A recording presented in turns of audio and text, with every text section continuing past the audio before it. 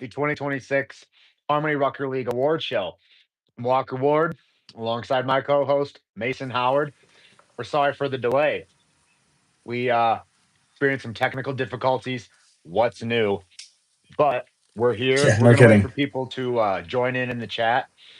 And I've seen. I don't know the winners, Mason, as you don't know the winners either. However, I was granted access to the top three in each statistical category. So we'll get to that here in a little bit. However, we're going to wait while we're waiting for people to get in here. Let's do a little quick recap of what happened this last Sunday at the Harmony Rucker League playoff series or play in series and round one action.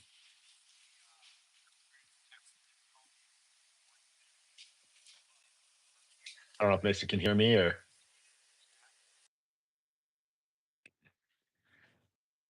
Been crazy right now. I'm sorry. what's that? Are you, can you hear me? Okay, once I can hear you. Okay. I don't know.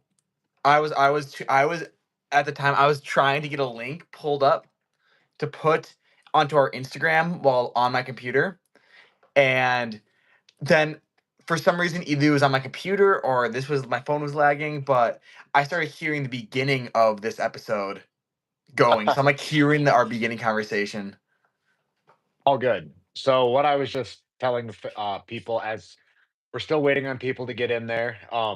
Were you gonna put one up on the gram to let people know we are live right now?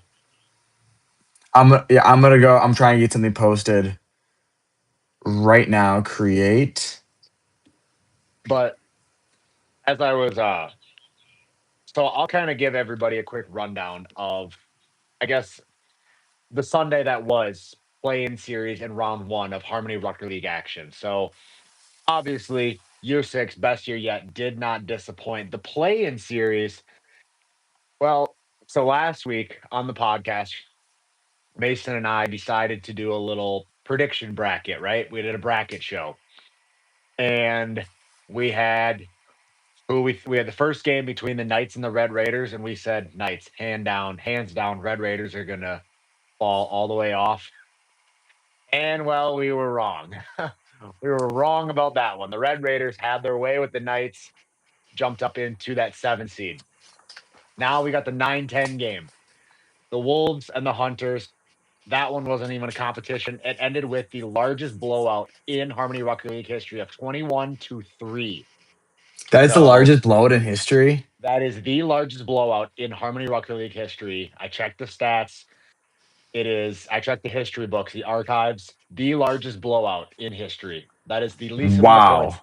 Previous points, there was 4 points were scored as the last blowout. This one, only 3 points scored by the Wolves. They officially set the record for the biggest blowout, and it happens in a play-in game. Wolves sent home. However, this is where things got crazy. We got the Red Raiders and the Hunters. The Hunters were scaring teams. Everybody had thought those Hunters get the 8 seed. The Gators better watch out because the Hunters made some last minute changes and honestly turned the season around. They were the worst team all year until the very, very end where they jumped up into that 9 seed. And well, the the Knights really flexed their muscles there and did not disappoint. And Wilson Storehawk hits a walk-off game winner. It is first What and a 21. shot. Walk-off game winner. Final score 21-22, 21-20. Knights advance, take the 8 seed, play the Gators. Um, then we move into round one. And I see we've got some people in the comments here. Yeah, Just sorry, I was reading those while you were talking a little bit. Brady Schwab, we're good. We are good. Appreciate you asking. all right, And we then acknowledge you immediately. Cleveter, Wolves on top, baby. Yeah. Oh my goodness. Logan Cleveter goes from a team that's now in the second round to the Wolves franchise. Sorry, it had to So happen to you in your rookie season. Hopefully, you join us again for your second season. Hopefully, it goes a little bit better. But and while we're talking about the Wolves, the fact that John Preston doesn't show up for his team in the final, in the play and just kind of speaks to the character and the culture that was around that Wolves organization. Not a good look for them. It'll be interesting to see going forward what the decision is. But then we get into round one, and those Knights will just go 1, 2, 3, 4. Knights take on the Gators. Gators had no problem with it. Knights, you're on to Swill Days. In the 2 seed game, the Lions take on the Red Raiders. Now, game one, not really an issue. However, it was a 2-0 sweep for the Lions. The Red Raiders put up a fight. Now, the final, obviously it was a sweep, but the Red Raiders really put up a fight in that second game, really alluding to AB, you know, trading away his entire team except for Grant Kennedy, sticking with Grant Kennedy because he's loyal, he's trustworthy, he's going to show up every week. Sticks with him, he's the team captain, and Red Raiders put up a fight against the Lions, but ultimately come up short in the end. 3 seed, we had 3 and 4 seed, or I guess in the 3 seed game, we had the Suns and the Black Panthers. Now, you and I had talked about this. We liked the matchup for the Black Panthers. And Mason, what happened in that game? Well, I mean, that was just a phenomenal series. A series that I had to leave halfway through because I obviously had to drive back to Madison that night. In game one, I looked at LB and I said, after game one, I looked at LB and I was like, good season. Hopefully it was worth it to come out of retirement because the Red Sun flexed their muscles in that game. They played phenomenal. I just didn't think that the Black Panthers were going to have what it takes to go 2-0 then and do a reverse sweep versus the Red Sun. The boy was already wrong, and Greg Kennedy in game three hits a dagger of a winner. Great 2-pointer from the top of the key. And my championship dreams, my championship aspirations are still alive through the Mm. Black Panthers. So, one thing about this series, game one, the storyline was Did you see that? Mason dealing with an injury there. We're not sure if Fish attacked him Gosh. or Inky attacked him. It was one of the two. It was inky. Gosh, that's why you don't get cats. Holy crap. Okay, sorry to take you away from that. What? So, a brief little synopsis as Mason is dealing with, he might be infected. If he starts meowing and licking his behind, we'll know that Inky, you know, it's like the Spider-Man effect, right? Like get scratched or Yeah, you get no bit by a kidding. spider. All of a sudden, Can you see that? you kind of see, oh my gosh, what an evil guy. He got me. I'm Um, selling him. He's going to the farm. so to wrap up the series between the Black Panthers and the Red Sun, um, the story of game one was the Black Panthers could not hit. The only 2-pointer in that game for the Black Panthers came from LB. Max Barnes wasn't hitting. Greg wasn't hitting. Nobody, Brevin Telsher couldn't. I mean, nobody could do anything in that series in that game for the Black Panthers. Following game two and game three, complete flip of the status quo. Black Panthers just powered through, and Red Sun just didn't match up size wise, and it's exactly how we predicted. The size killed them. Um, if that game would have went 2 more series, I think the Red Sun could have battled back because one of the Black Panthers, some of those Black Panthers players were sucking air, but they made it through. Black Panthers advance, and then our final game, the 4 and 5 seed, the excuse me, the Polars and the Storm, and the Polars just couldn't do anything. The Storm had their way with them. We see what might have been last year. Colt and Zach meet in the first round. Colts just playoff Colt. That's simple as that. Playoff Colt has been born in the Harmony Rucker League. But that's kind of our and so looking forward, I guess we've got the Gators meeting up with the Storm. That is going to be hard versus large in the semifinals. And then on the flip side, Great matchup. we're getting exactly what we predicted. We're getting the Lions and the Black Panthers, the Jay Brinkless Lions, and the Greg Kennedy less Black Panthers. Going to be a matchup, going to be an interesting little storyline to follow about can the Lions hold on without their number one guy? Can the Black Panthers hold on without their kind of number one guy? It'll be interesting to see what happens in the coming week, but enough about that. We'll talk about that later. It's 10 minutes into this. I think it's time we start announcing some award winners for the Harmony 2026 Harmony Rucker League season. So, first one, I don't know what's going to happen here. I'm just going to quickly pull up a photo so I can go on that and get that. Unless, can I log into Snapchat on I my have it computer? right here too. Oh my gosh, Yes, you can. you And have I it? have the list right here too. Did he Yes. give you the top three? Top three. So we're going to the first award that's gonna be given out tonight. Owner of the year.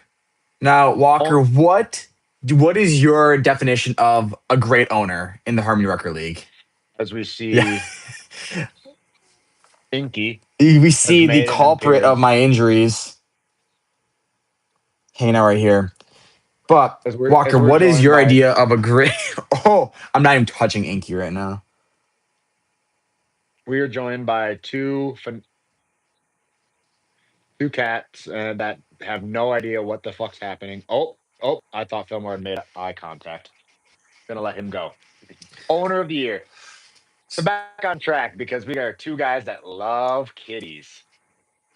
Yes, we are.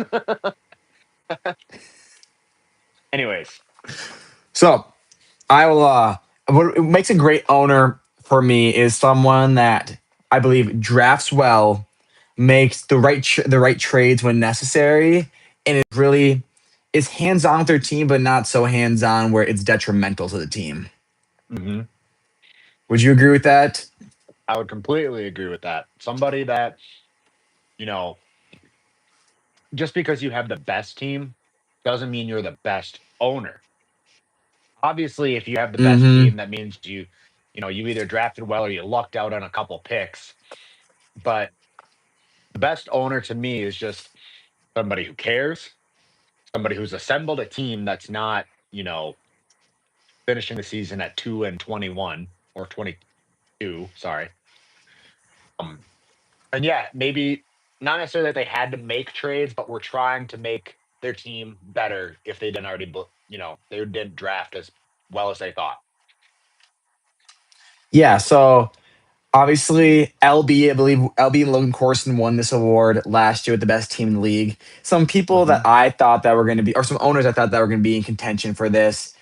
I really liked Sam Rustad as an owner this season because of how well he drafted for the Red Sun. Hmm. Obviously, Ninth Ruby overall pick. midway through the season, yes, Ruby midway through the season trades her top player and they end up making the playoffs. Like that is a phenomenal move right there. And not only make the However, playoffs, neither make the two second round. make the second round exactly. But neither two of those owners are in our top three. So wait, actually no, one of them is. Without farther, I misread this earlier.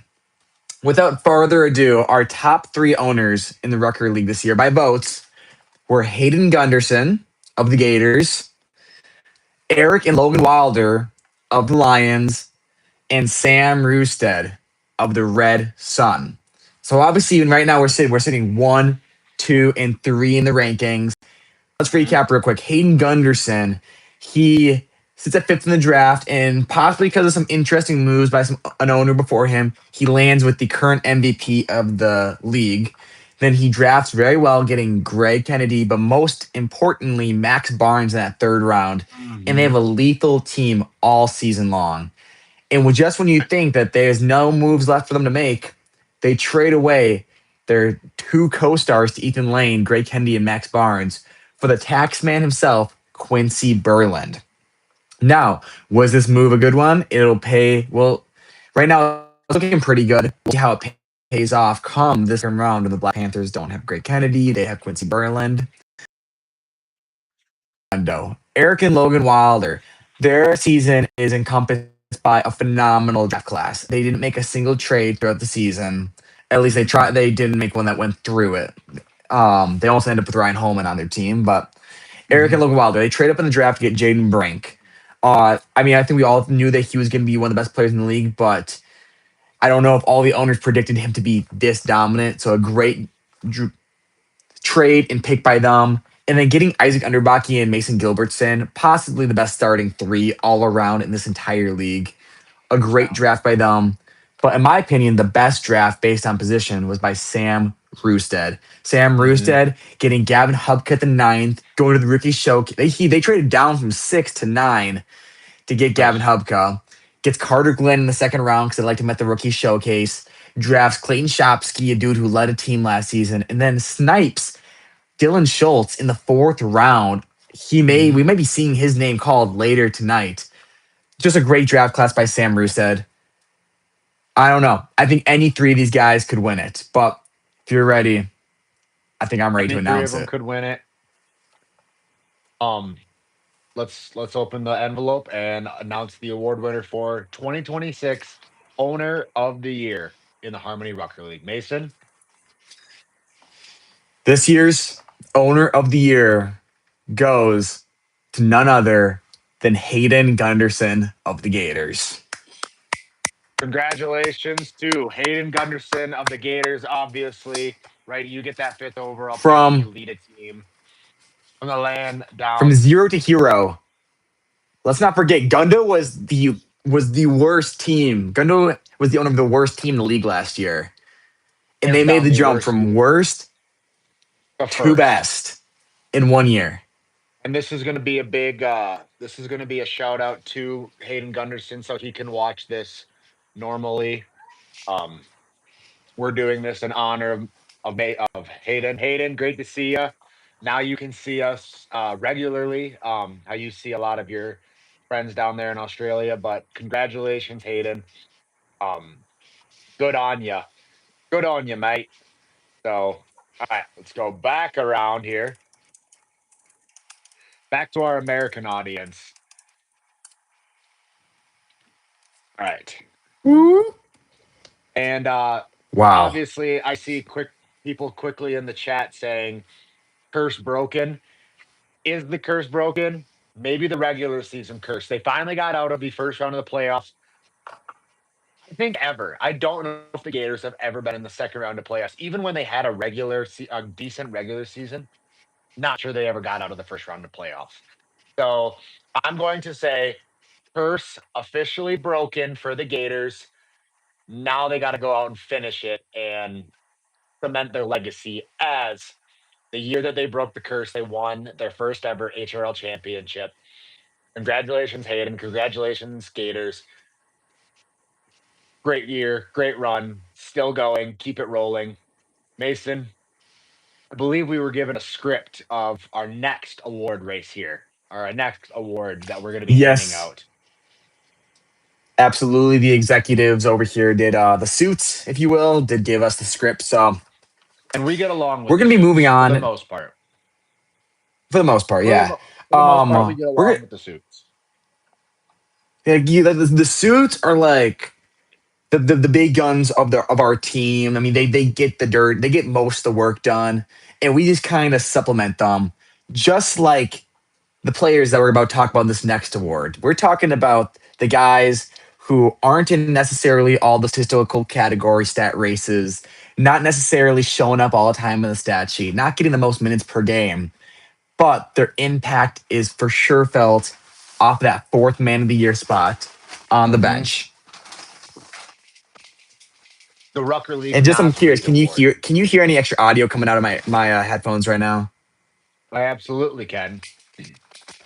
Okay, sounds good. One I second. believe I believe we have a cat who is got to be partaking in possibly a bag. Yep, exactly what I thought it was. So the fourth man of the year, the Nas Reed Award of the HRL. Um, Kind of a gray area for this award because we are a 3-on-3 league, and we're not like a true. Some guys are gone on vacation. Starting threes change.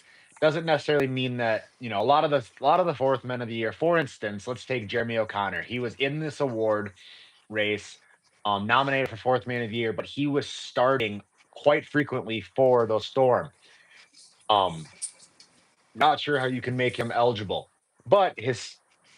But then you have other guys whose stats were higher and they're starting for their team, but then You know, you have guys like I'm trying to think of a name here, like Cohen Craft. Great, but he was starting for the Gators there for a while. You have guys like I see in the chat, Mingo Kingsley, who wasn't a starter at the beginning of the year, but by the end of the year, he's a starter. So how can you name him fourth man of the year? Because he's getting more minutes than the other guys off the bench. Then how do you define this? We don't have somebody that's constantly coming off the bench. So when we're looking at, what is a fourth man of the year, basically they have to have had started less than half of their team games. We don't necessarily know exactly how many they start, but we have a rough idea based on who's there during that game. So we came down to three finalists. We had everybody vote, but it came down to three finalists. Mason, can you name those three finalists? Yes, I can. Our three finalists for fourth man of the year are Cohen Craft, Hmm. Dylan Schultz, and Kale Eichen. And I just kind of mentioned Cohen was starting for the Gators for a while. Kind of that gray area of, after the Max Barnes and uh, Greg Kennedy trade, did move into a starting role, but as Quincy Berlin comes in, as Logan Ill came in, it went back to that fourth man role. Obviously, Dylan Yeah, Schultz. I agree. Oh, sorry. Yeah, so no, you're good. I'm seeing Logan Wilder, say Elias Jan snubbed, and when we're talking about like a true fourth man that never started, well, I think he might have started one or two games, but we're talking about a true fourth man that's like the fourth on his team. Elias Jan definitely in that conversation. Jeremy O'Connor, obviously, we can name the award after him. He's been a fourth man of the year the last 2 years, ever since the award's creation. But let's just quickly summarize these guys this season. Cohen Craft comes in as a rookie, very low expectations just because we didn't know a lot about him. He's the fourth man through all the way through week 7 with the Gators before that trade. And he was a DPOY candidate for a little bit there, led the league in blocks, a reliable 3-point shooter, phenomenal passer. So Cohen Craft, while he was never the star of that team, or obviously because fourth man of the year, he was still so impactful. Dylan Schultz, again, a guy that went in the fourth round. Not a lot of expectation around him. This is a guy that I think he might have been leading the league in twos for a little bit there. He was one of the top scorers for a bit there. That early season stretch, especially when Carter Glynn was gone, he was really putting up buckets in some hot games. Carter Glynn returns. He takes a step back in that fourth man role. The numbers dwindle a little bit, but when we talk about a guy who could start on a ton of other teams around the league, Dylan Schultz is a man that can do that. Then Kale Eichen, a guy that was drafted to the Knights. He was picked number 31, just outside of that third round. And then he gets traded in a 3-team trade for the Black Panthers. And Kale Eichen, there's nothing necessarily flashy about his numbers, about his game, but he gets the job done. I mean, you could call him the just as we talk about the janitor or the custodian, just guys that get the job done. Don't need to be flashy, don't need to do too much. Just get the job done and get wins. And Kale Eichen, one of those guys that played a big part in that Black Panthers win over the 3 seed Red Sun in the playoffs this past weekend. A guy that knew his role, um, hit his shots, passed up on a couple shots to get a better basket. A guy that just really is a team player, really came into his own. I think he found himself on the Black Panthers. Things you love to see. A Mabel Canton kid, a lot of Mabel kids this year coming into the league, trying to find themselves, and Kale Eichen has definitely found himself in the Harmony Rucker League. So, And I want to respond back to a comment from LB real quick. Kill can score, bruh. That was not trying I, to say that he could not score the basketball. I was just trying to say that like he's very reliable and he gets the job done. That counts as scoring. That was not a knock on his offensive game in the slightest. and before we announce the winner of this, one thing I would like to do is maybe going forward, fourth man of the year is such a gray area. Maybe we need to revamp what fourth man of the year is, or we need to give guys like Elias Jan. Basically, we need to have the glue man of the year award for the Harmony Rucker League because If you want to talk about a glue guy, it's Elias Jan. Or is it CJ? Or, those guys that are just That's true. hold the team together. They don't show up on the stat sheet, but they go in, they give you hard minutes, they hustle. They're going to give you the best that they absolutely can. And maybe they get a rebound. That's all they needed to do. Maybe they box somebody out and give themselves a second chance. That's what a glue guy does. The heart and soul of the team. The Lions just so happen to have two of them, but Elias Jan is the gluiest of glue. Something to think of going forward. However, Mason, let's hear it. Who is the 2026 Harmony Rugby League fourth man of the year? Your 2026 Harmony Rugby League Fourth Man of the Year goes to the Dylan Schultz Red Suns. I mean, this is one of them that you kind of saw coming. He was the best fourth man of the year on a three seed Sun. Definitely for sure a fourth man. Moving, I don't want to dwell too Yeah. much on that. Unfortunately, the Suns eliminated from playoff contention by the Black Panthers. It was a tough series. It was a good matchup. You put those teams matching up with anybody else other than the Lions and the Gators, maybe we have a different scenario, right? That's just two juggernauts, 3 and 6, playing each other.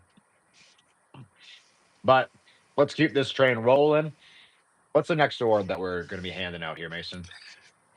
The next award that we're going to be going to is going to be a really interesting one because of the level of players that are a part of it. So, the next award is Rookie of the Year. Oh, interesting.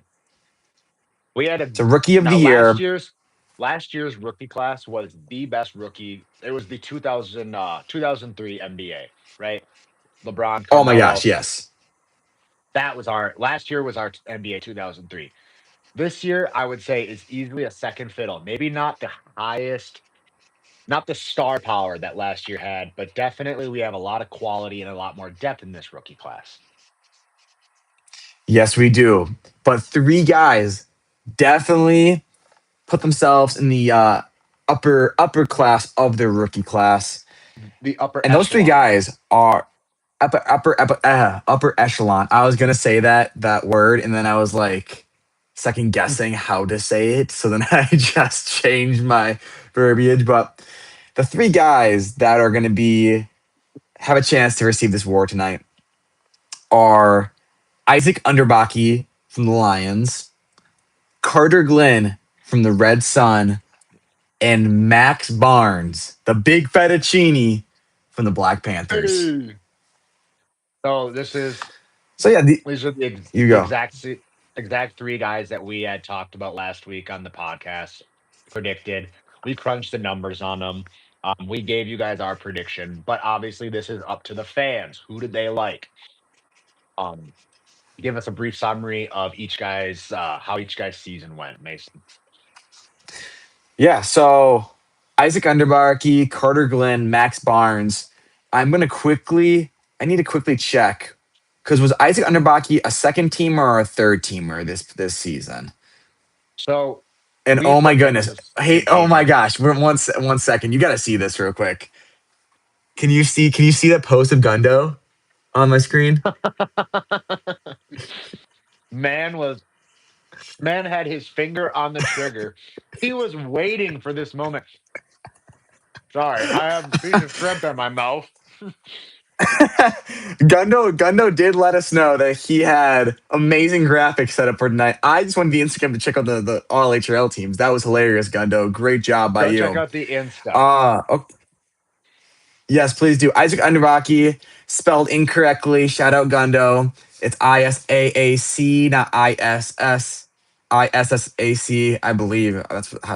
We'll Maybe that's how refer they to him spell as Isaac Isaac down in Underbaki. Australia. Isaac Yeah. Underbaki. But so Isaac Underbaki, Isaac. a third team all HRL player. According to the Rucker ratings, he's a top 10 player in the league. And he was a key piece to that Lions team. Now you have Jaden Brink, right? Whatever team Jaden Brink's going to be on is going to be a top 3 team in the league.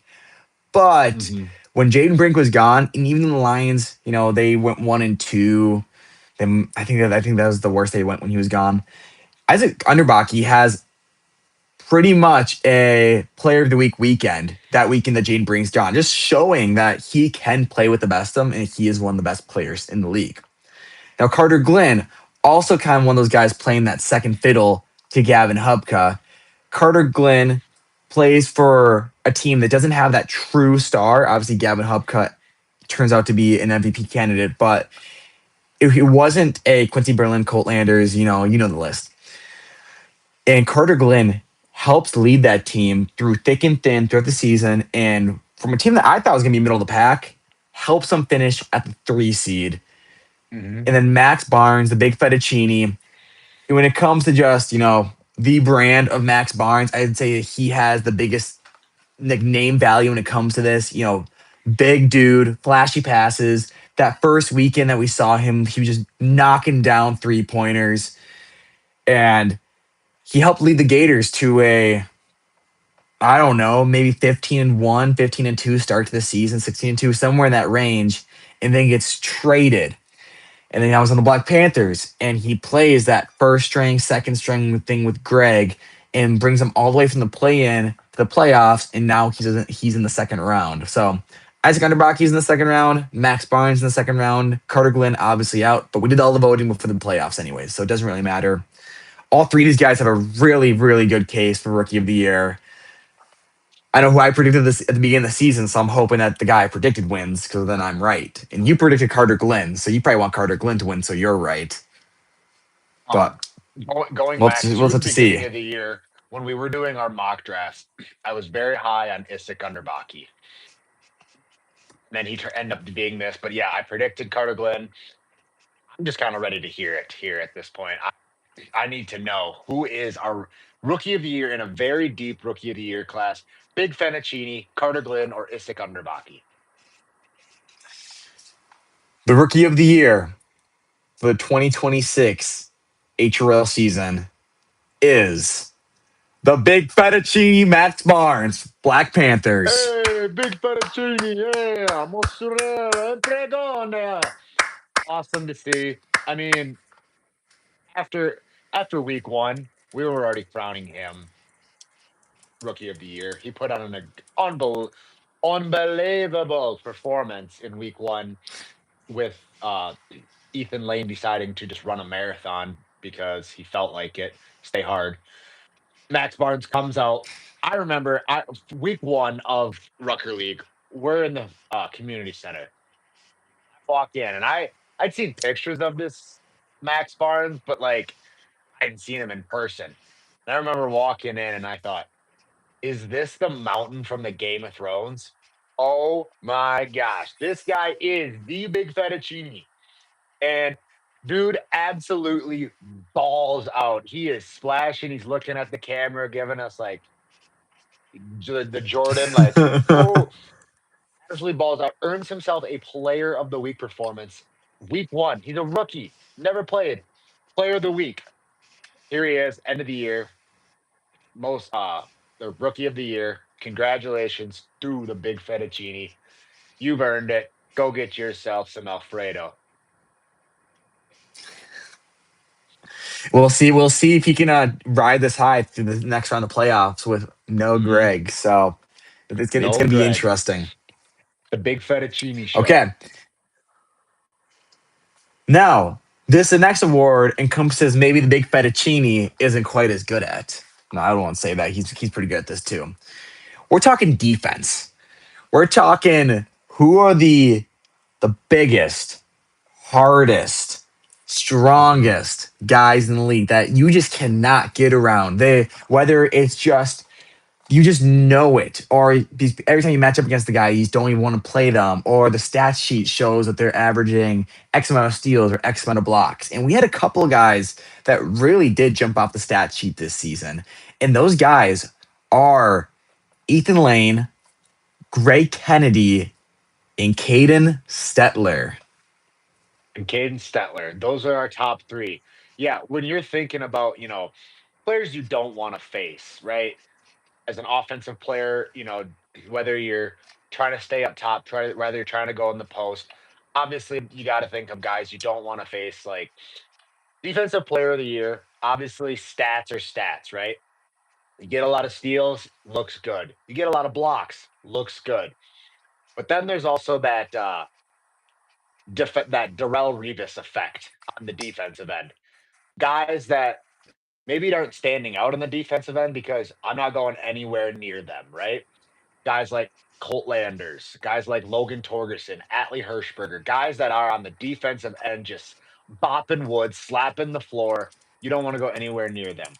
But that's not what this award really is. This award, stats win awards.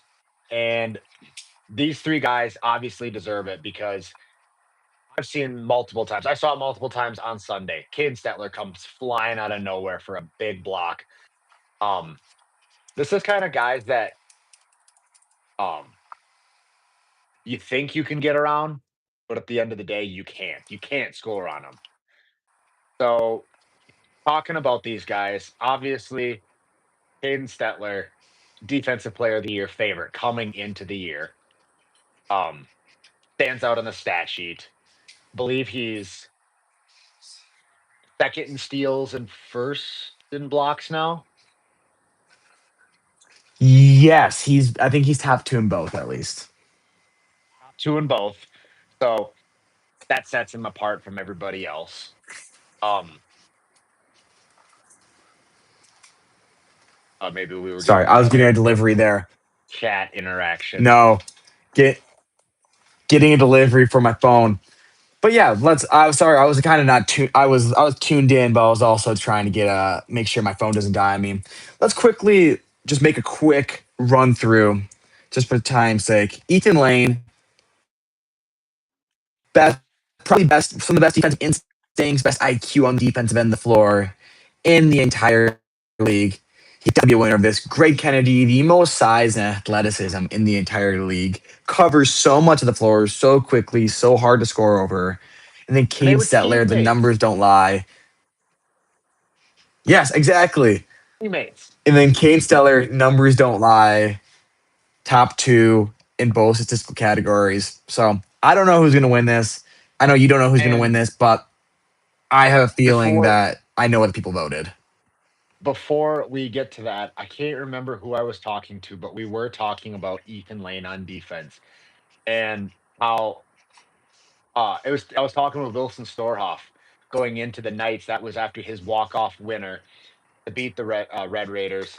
Going into round two, I said, "What do what are you looking at?" And he's like, honestly, he was honestly a little not afraid, but he knew that it was going to be a tough defensive matchup with Ethan Lane out there because he's so fast, he's so physical, he's so hard out there. But I want you to let the fans know, as we have Ethan Lane fan 27 in the chat saying Ethan Lane DPOY for sure. Why don't you go ahead and or uh, either make his night or break his heart? Your 2026 HRL Defensive Player of the Year is Caden Stetler. Well Hunters. deserved. Well deserved. Obviously a defensive menace out there. Hustles, Yes. gives the teams a lot of like second chances. All three of those guys were easily well deserved defensive players of the year. This is what I feel that, you know, Caden Stetler's good at, right? He's good at just he can cover down low, he can cover on the paint. Congratulations, Caden Stetler. Unbelievable, unfortunately not an unbelievable season for your team, but a good season on the stat sheet. So Without a doubt. And, I was had a really nice defense last year, but he took a jump in that statistical where his defense shows up in the stats. He was a great defensive player last season, but statistically he took a jump this year. And we're about to go into now the list of guys who took the biggest jump this year, the MIP. Now, the MIP last year was Clayton Shapsky. He was a guy that who was maybe a man the year before, and then he came in. He was a leader of the Knights. The Knights weren't very good, but he was a top five rebounder, great scorer. And that's what we're looking for. Those guys who were, you know, second, third, fourth options on their team last year, who take that jump into being basically a star in this league. Now, when you think of guys who made that type of jump, you think of our top three, without a doubt. You think of Josh Haugerud, Jeffy. You think of Gavin Hubka from the Red Sun. And you think of Rylan Ristow, who was on the Polars and then the Red Raiders and led his team to that first round of the playoffs out of the play-in. Now, is there any names on this list that stand out to you, Walker? Well, I'm just going to be blunt and I'm going to give it straight up. This is Gavin Hubka's award to lose. If this dude doesn't win most improved player of the league, I don't know what you guys are watching because dude had an absolutely phenomenal year from going from a rookie last year to not even he didn't even make the rookie all. He was the third, fourth option on a team. He didn't even make the rookie team. To this year being an HRL first teamer, this is Gavin Hubka's award. I'm not saying that Rylan and Jeffy don't deserve it. They both had great years respectively. But Gavin Hubka is the most improved player in the Rucker League, hands down. You can't debate me on that. I will die on that hill. Don't tell me that I know everybody voted, and I know you guys voted correctly. I don't even think we need to debate this. Just lay it on me right now. Tell me Gavin Hubka is the winner of this award, or I am going to riot. Your 2026 Harmony Record League most improved player is Gavin Hubka, the Red Sun. Way to vote correctly, fans. Like I said, Rylan and Jeffy both could have easily won this award if it wasn't for Gavin Hubka. Dude absolutely balled out this year. Led a team that was all even. We changed their name from the Suns to the Red Sun because of how good they were, but he clearly stood out as the favorite. Um, you know, like I said, he didn't even make the rookie team last year, and Sam Rousset and Riley Means believed in him so much that they took him with the ninth overall pick from nothing last year to first ninth overall, first round pick, most improved player of the year. Things you love to see. Gavin Hubka is the future of the HRL. Congratulations, Gavin. Absolutely. And I think we all know Gavin's a great dude. I think from the outside looking in, to see a guy go from, no HRL teams to a first teamer, couldn't happen to a better guy. But speaking of, guys who made jumps into those first team rankings, MVP rankings, we got to talk about the best of the best. We have to talk about Best of the the best. guys who were heads and shoulders above the rest of the league. The guys that you didn't want to play, but you wanted on your team so badly. We're about to talk about the MVP, the most valuable player of the Rucker League this year.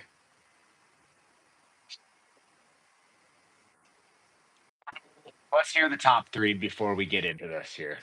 Top three players So voted on for the top MVP ballot. And before now before the oh top three. sorry. Audio's kind of glitchy there. Sorry. Oh, you're good. Can you hear me?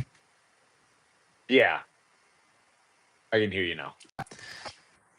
Perfect. I can hear you. So I was pretty proud of myself for the Rucker ratings and how the fans voted because the Rucker rating system that the iHRL curated, their top three was the same way as the fans voted for the top three of the league this year. It is Colt Landers from the Storm, Zach Haugerud from the Polars, and Jaden Brink from the Lions. Now, I think it's clear that where people's brains might be going just by just by the pure like showmanship that Jaden Brink possesses, some of the big shots he hit all season long, all of the game of the weeks that we put the Lions in. But quickly, let's go make sure that we're not overlooking these other two candidates because don't forget, Colt Landers is the largest man in the record league. The one of the most unstoppable men, if not the most unstoppable man in the record league, possibly on his way to a championship. Colt Landers, he was a first teamer back to back years now. When we talk about most valuable players, we talk about guys who's most valuable to their team. Colt Landers, they're all season long. They're in the three slot, just below the Gators and Lions. He leaves for 2 weeks. I believe the Storm went what? 0-6? 0-6 in the last 2 that weeks? time span. Yes. So when we talk about what the Storm would have been without Colt Landers, I mean, that's a team that goes from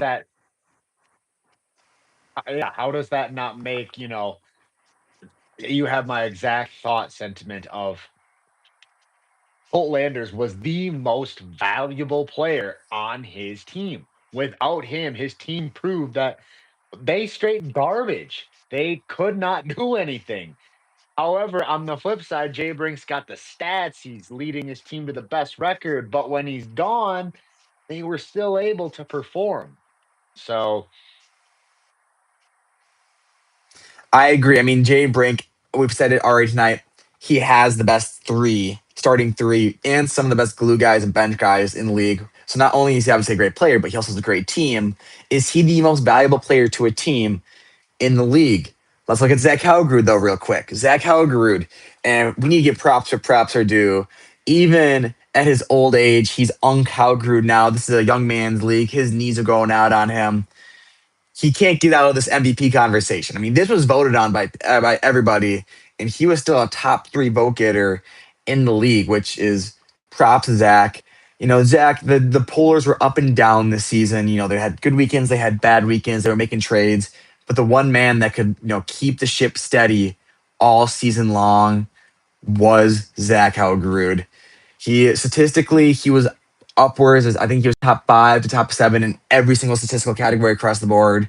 So even if his stats weren't like number 1 or number 2 like they have been in the past, I think it's something to be said about how he was able to change his game to still impact winning, especially with rebounding the ball, where he was a top 5 rebounder in the league this past season.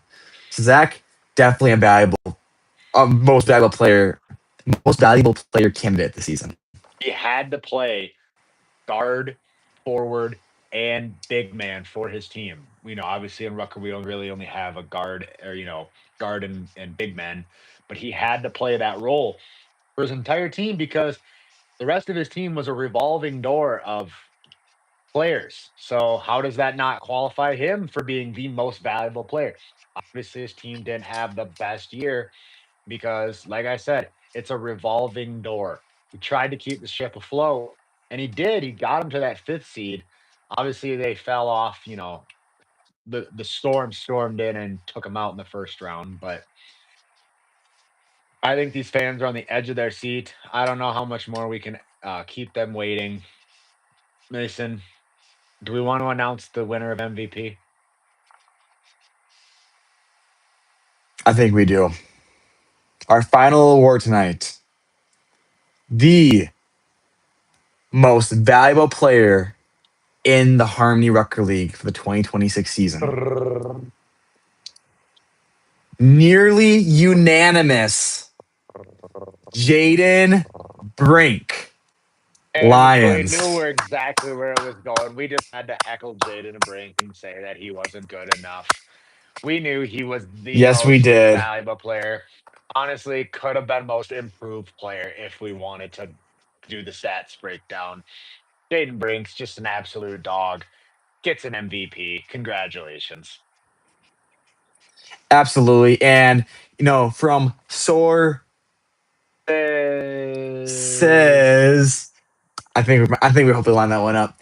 Yeah, sources are saying that Jane Brink was 6 votes out of roughly 50 to maybe 58 votes. So you talk about probably getting about 52 out of the 58 roughly votes in the Harmony Rucker League this season. That's that's crazy. I mean, when we talk about how those other two of the next top two vote getters, it's probably a couple teammates threw some votes in there, maybe some owners threw some votes in there because I mean that is like 95% of the votes going to Jaden Brink. They're almost our first unanimous MVP. Maybe next season, Jaden, come back, don't retire. But Jaden Brink, the evolution was last season, begin the season. Us as a new program, we kind of just dog on Jaden Brink, right? I mean, we had these expectations for him. He didn't meet those expectations. He was missing things. And we were just talking about what happened to Jaden Brink.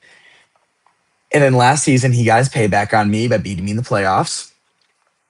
And then he goes on to the finals and he loses to Zach Hauger in the finals. But we saw a new side of Jaden Brink, a side of Jaden Brink where it wasn't that he knows he's better than you. It's like he knows he's better than you, but wants you to really know that he's better than you.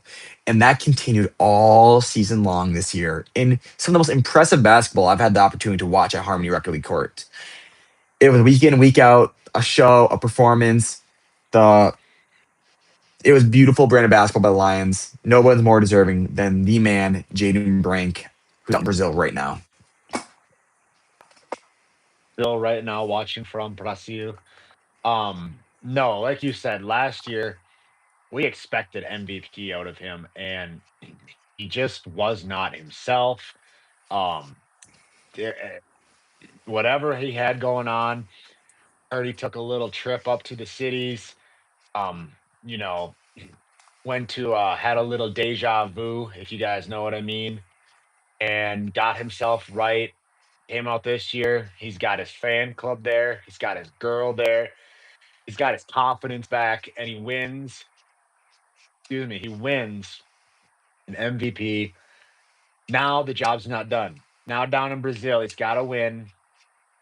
Got to win the Team USA award down there or the championship. He needs his team to step up and prove that he's built a culture here. He's brought our level of basketball up, and that's why we're good without him. You got guys like Colt Landers that when he shows up, yeah, he's good, but he hasn't brought his teammates up with him. Ben Brink has brought Mason Gilbertson, Isaac Underbaki, Elias Jan, and Atlee Hirschberger up to the level, the Jordan effect, as some would say, of with the Bulls. He's hoping they can go out and get the job done against the Black Panthers this week so that he returns for the HRL finals. We can have Jay Brink versus insert team, whoever wins between the Gators and the Storm. It's going to be an interesting battle. Before we head out of here,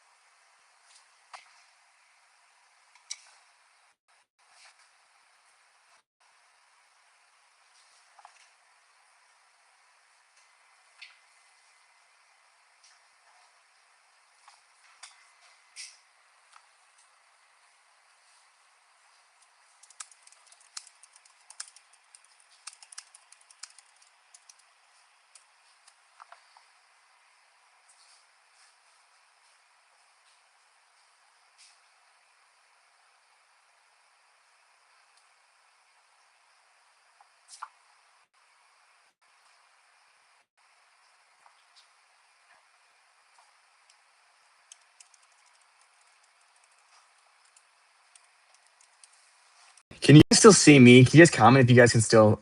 Okay. Walker gone. Can you guys comment if I'm still here? am I Oh, you still back? here?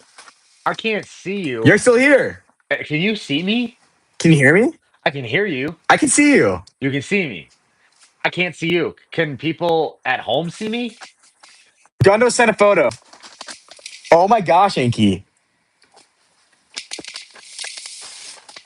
I don't know. If as long as people can hear us, maybe see us. I can only see myself.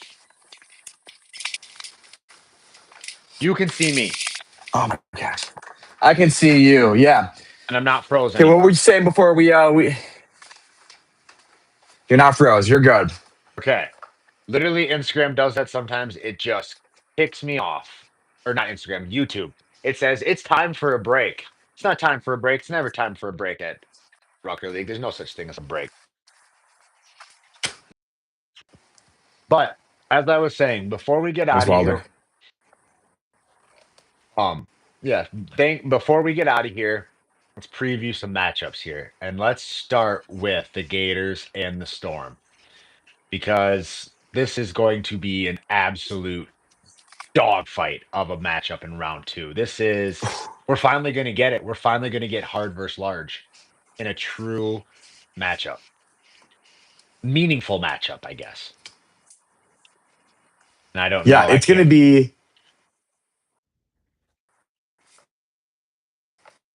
can't. be what we're about to watch here. You know, we have Lane, Colt Landers matching up, but then we have Quincy Berlin matching up with Trey Matheson. Now, Ethan Lane, Colt Landers comparable. Can Trey stop Quincy Berlin? That's going to be the real question. It's not about points to supplement Colt himself. It's if Trey can stop Quincy Berlin. So if I'm Carson Keeney and Matt Keeney, I'm getting the dram with Trey Matheson. I'm having him work on his defensive shuffles, getting the hand up, soaring for rebounds, especially long ones. Because if you can hold Quincy Berlin to under 10 points per game, you win the series, regardless. Mhm. Because Ethan Lane's not going to be scoring more than his normal 5 to 6, in my opinion.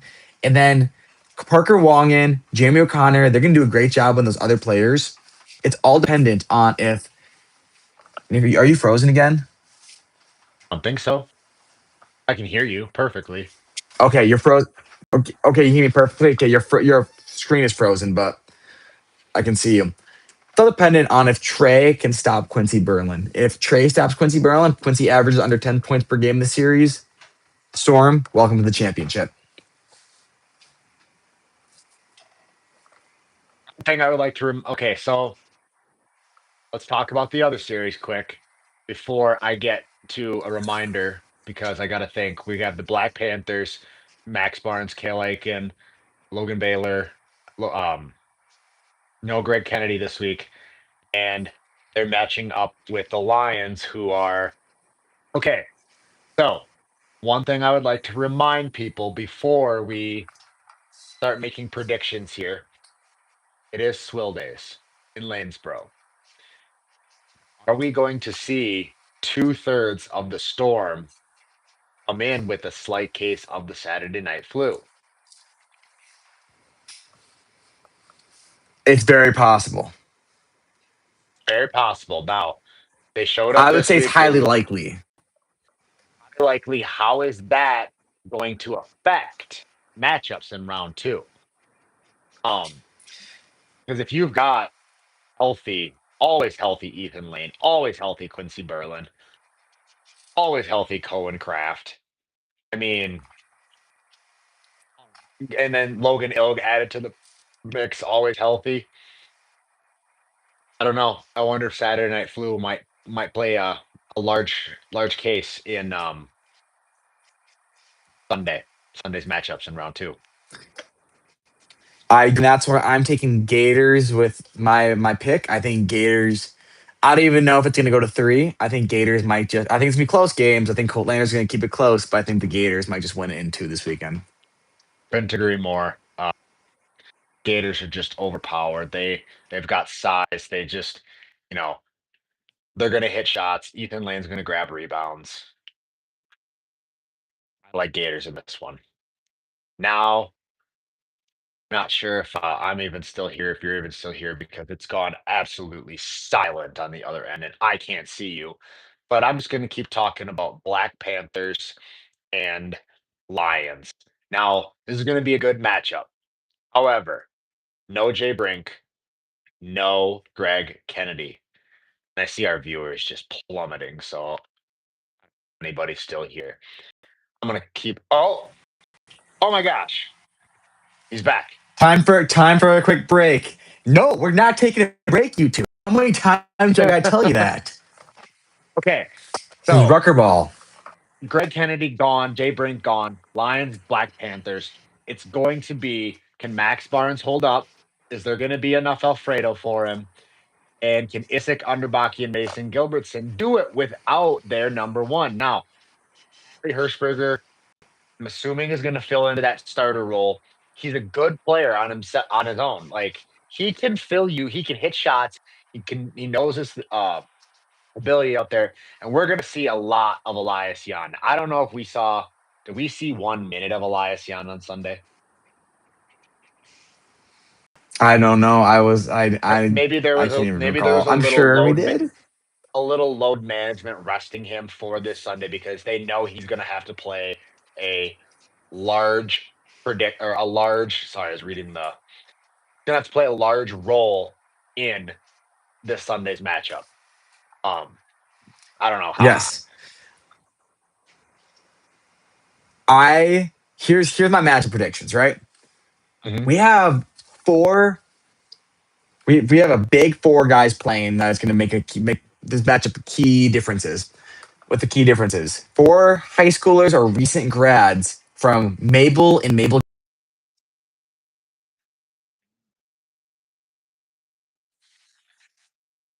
What I'm guessing is Underbaki.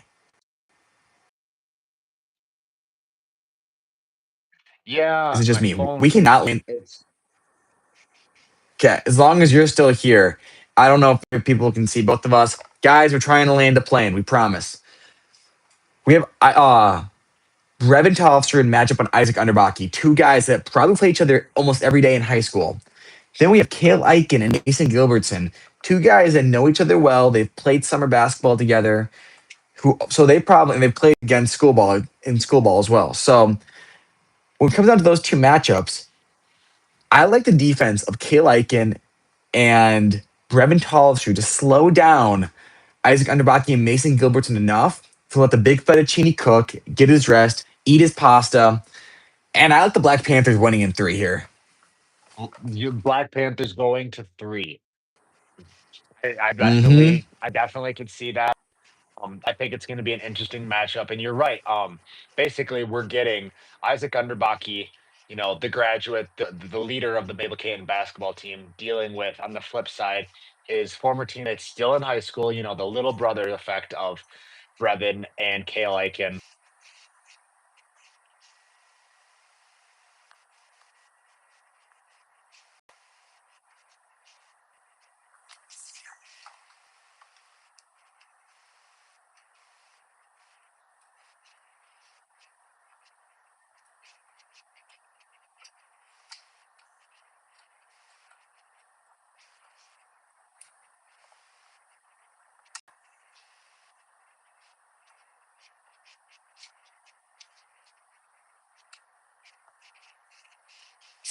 Some have called Logan Baylor.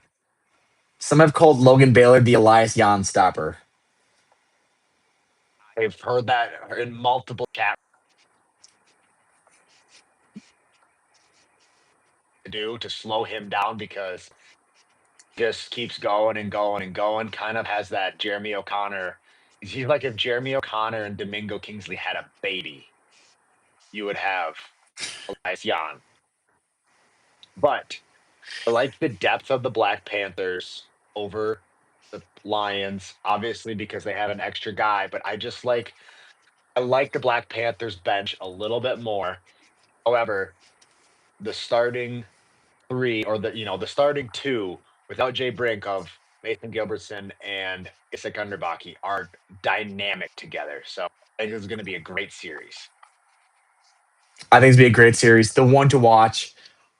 Definitely have all three games on live because I will not be in attendance, but I will be tuning in, taking my notes in my little notebook.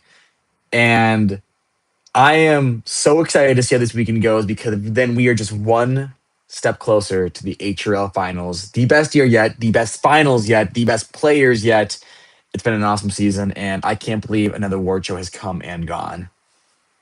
And I think with that, we're going to have to land this plane because I see you keep freezing. Bro, don't know ball. We're getting flamed in the comments right now. People are sick of our aces. They want us off their screen. Guys, thank you for tuning in to the 2026 award show. And Mason, I believe this is going to be our podcast for the week as well, correct?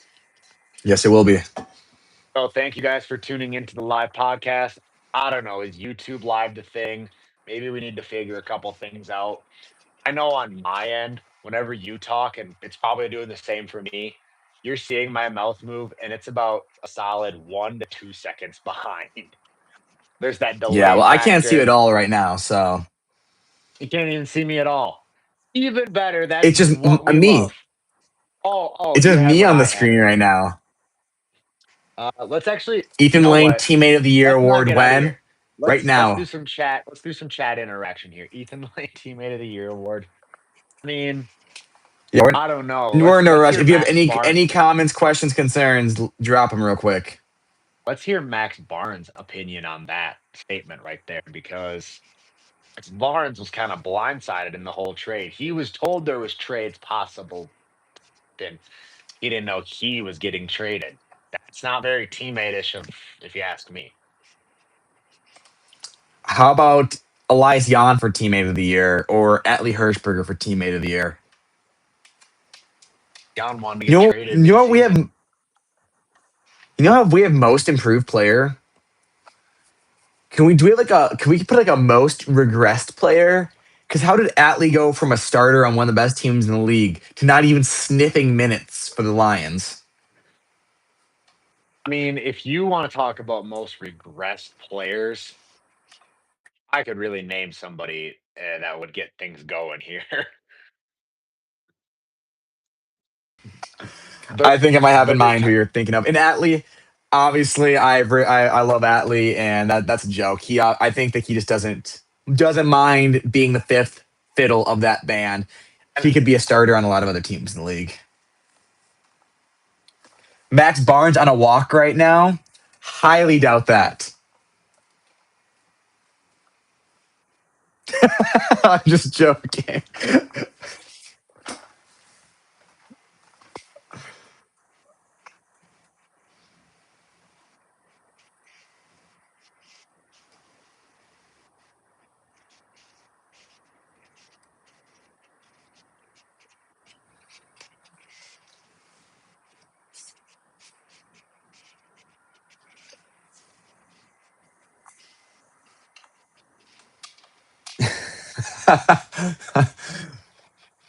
Yeah, I don't.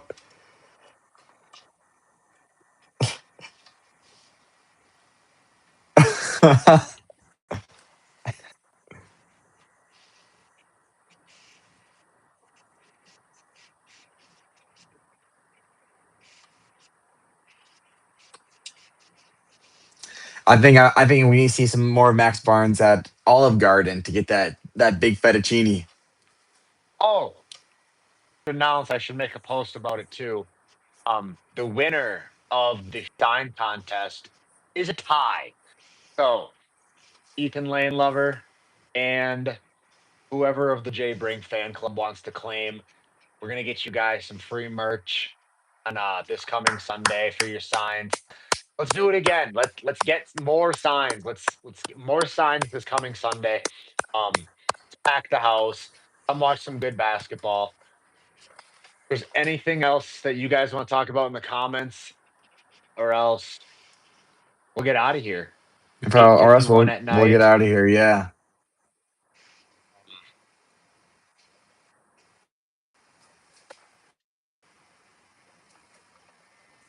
All you can eat pasta ex Max Barnes. They should really get a dish for him at Olive Garden. Somehow, maybe we can get The Max Barnes. Can we put a An Olive Garden sponsorship. Olive Garden That'd be sponsors nice. Max Barnes as just can we get him to be the spokesperson? Like basically, Max Barnes could be like the Jared of Like Olive Garden. I was like You Jared. know, just like minus the whole like keto situation. Yeah. Hi, I'm Max Barnes. When I'm not drilling threes on the Rucker court, I'm in the Olive Garden, refueling my carbohydrates. When I'm not drilling threes on the court, I'm in here picking three. Soup, salad, breadsticks.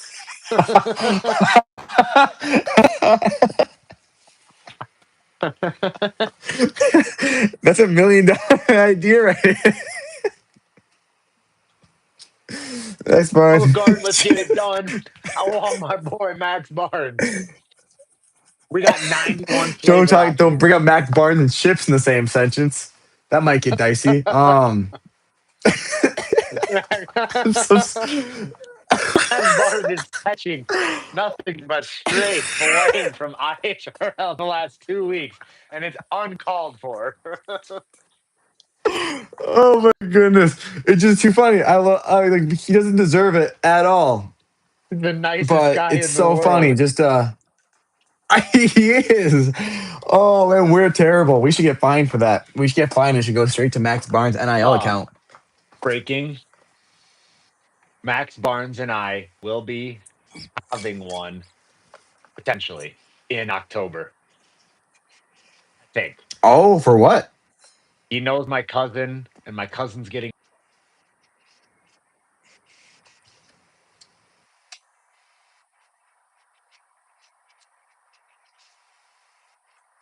or two or Or 20. three. We'll see. Nice. Love it. Love it. But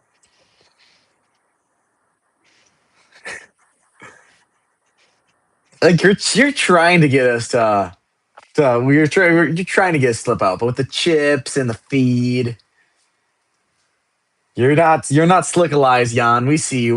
We gotta get Elias Jan on the pod one day. Elias Jan, Ethan Lane lover, Max Barnes, Ethan Lane, all on the pod one day. Let's get him to the iHRL Dome. We are completely plummeting on viewers. People are sick of this shit. Let's get out of here. I agree with that statement Yeah, though. We should do a fan episode where we have like all the fans. We get them on there. We interview them. We talk about their love for the Rucker League. Before we absolutely bore everybody with this stuff, let's get out of here, Mason. Thank you guys for tuning in to perfect. the award show. That's gonna do it for us. Congratulations to all the award winners. Well deserved. You could get canceled, Elias Jan. Thank you guys for tuning in. HRL, IHRL, out.